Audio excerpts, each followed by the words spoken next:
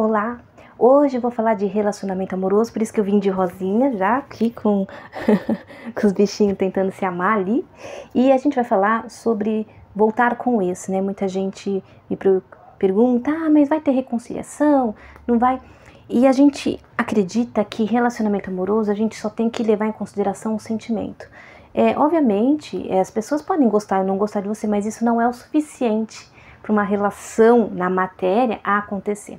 Então, antes de você tomar a decisão de voltar, de reconciliar, você precisa racionalizar bem, porque é o dia a dia que vai dizer, além dos sentimentos, se essa relação tende a ser saudável, senão a gente só perde tempo, tá? E então, relacionamentos ruins, eu sei que dói, que a gente se apega, mas quanto mais distante a gente conseguir ficar, melhor. Às vezes, por mais que a gente goste da pessoa, é inviável um relacionamento com essa pessoa, porque o sentimento ele tá muito envolvido com carência, com ilusão. Muitas vezes não é nem que eu gosto da pessoa, mas eu projeto aquilo que eu gostaria de viver com aquela pessoa, tá? Por isso que é muito complicado a gente tomar decisões através somente dos sentimentos, porque eles podem estar muito confusos. Primeira coisa que parece muito óbvio, mas o óbvio precisa ser dito, e eu já vi isso acontecer demais. Só uma das partes que é a reconciliação. Então você também tem que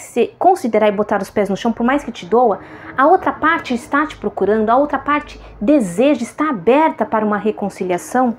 E quais são as condições que ela está colocando? Porque eu já vi muitas vezes que a namorada se tornou ficante.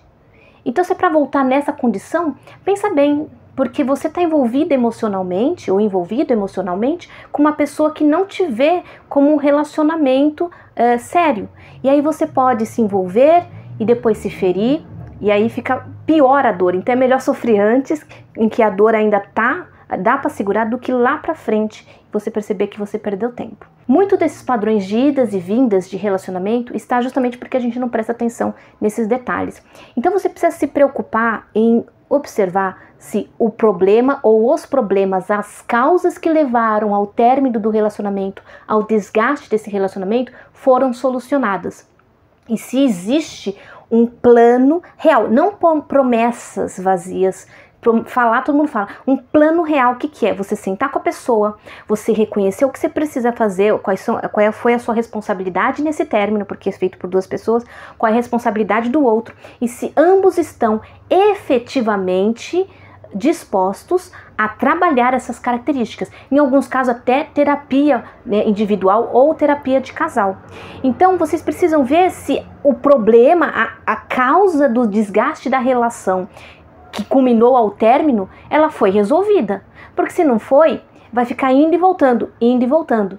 E aí não adianta vocês tentarem dar murro em ponta de faca. Então você precisa ser muito sincera e muito sincero com você mesmo. E nisso vocês precisam rever até onde cada um está disposto a abrir mão e fazer novos acordos entre vocês, né? O que é bacana, o que não é, o que deu certo, o que não deu nessa relação. Então vocês vão ter que refletir muito sobre esse relacionamento.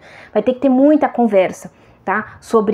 Vocês juntos vão ter que fazer uma análise dessa relação para poder estabelecer novos acordos, e entendam que a vida vai acontecendo, as circunstâncias vão mudando e os acordos eles também precisam ser ajustados. Então talvez um acordo que funcionou lá atrás, talvez tenha que ser mudado agora. Então a gente também tem que ter consciência, os dois, de que os acordos eles têm que ficar um pouco mais maleáveis, porque as coisas vão aparecendo na vida do casal que vai necessitando toda vez se sentar e ver novos acordos. Uma coisa que é importante é a gente avaliar como a gente se sentia perto dessa pessoa. A gente pisava em ovos, tensa. Eu tive um relacionamento que a pessoa via ciúmes em tudo, então eu estava sempre rígida. Não era um relacionamento que eu podia ser quem eu era, né? Porque tudo que eu fazia era errado, né? E era alucinação da pessoa. Eu sabia que eu não estava fazendo nada errado. Então você precisa se conscientizar se tá leve para você, se você pode ser quem você é, se você gosta de você quando você está perto dessa pessoa, né? E se a outra pessoa também está à vontade com você. Isso é muito importante, porque se você quiser construir algo de longo prazo, vocês precisam se sentir livres, tranquilos para ser quem vocês são e construir, porque vocês vão construir intimidade. Não dá para ficar com um personagem durante 10, 15, 20 anos. Outro ponto muito importante, quando a gente faz uma reconciliação, não existe isso de zerar o relacionamento, de começar do zero. Nada começa do zero, porque vocês já tiveram uma história junto, vocês já tiveram momentos felizes e momentos muito complicados, né? Decepções, tristezas, mágoas, que podem ser desgastes ou pode ser coisas muito complicadas, né? Muito profundas. E aí você precisa se perguntar, e o outro também precisa se perguntar, se você consegue viver em paz, em harmonia com o passado que esse relacionamento carrega. Esse passado ele não vai deixar de existir. Por exemplo, numa traição, você realmente, genuinamente, você consegue perdoar esse relacionamento? Ou você, toda briga, todo desentendimento que terá futuramente, você vai jogar isso na cara da pessoa? Porque se você não consegue lidar com o que já aconteceu, então é melhor não fazer a reconciliação, porque isso já fragmentou. E só vai trazer cada vez mais feridas, porque você vai estar com uma pessoa que já está carregando algo que vai te trazer tristeza, que vai te tocar pontos muito frágeis que você ainda não conseguiu trabalhar dentro de você. Tá? Então, observe esse passado. Se você consegue conviver com esse passado, se esse passado não estragou a relação a ponto de ela ficar inviável de fazer uma reconciliação. Outro ponto importante é você se perguntar por que você quer voltar?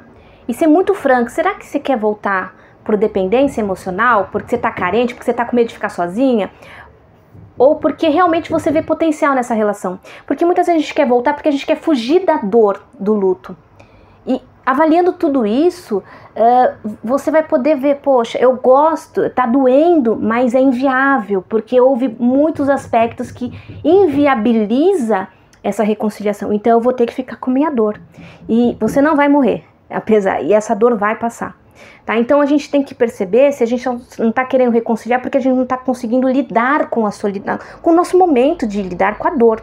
E ficar com a dor por um tempo é importante para a gente se fortalecer, tá? Porque na dor existe aí um fortalecimento. Claro que você não vai ficar mergulhada nessa dor, mergulhado nessa dor, mas você precisa se questionar se isso não é uma fuga. Tá? E aí você precisa avaliar os outros pontos ali que podem inviabilizar esse relacionamento de acontecer, de tentarmos novamente. E para os recém-voltados que acabaram de se reconciliar, observe não só as palavras e promessas, não é aí que você tem que observar, são as atitudes, a receptividade, se tudo aquilo que vocês conversaram para fazer a reconciliação está efetivamente sendo cumprido das duas partes, da sua e da dele. E nesse momento são os ajustes, né? A gente ainda vai tropeçar tudo, mas não pode ter grandes tropeções, porque é um momento de reconquista, um momento muito frágil, que é onde você vai perceber nesse primeiro, até segundo mês de reconciliação, se realmente a pessoa está engajada nisso ou se ela só fez promessas vazias. É aí que você vai ver se a promessa foi vazia, tá certo? Eu espero ter te ajudado aqui. Namastê e obrigada por ter ficado até aqui.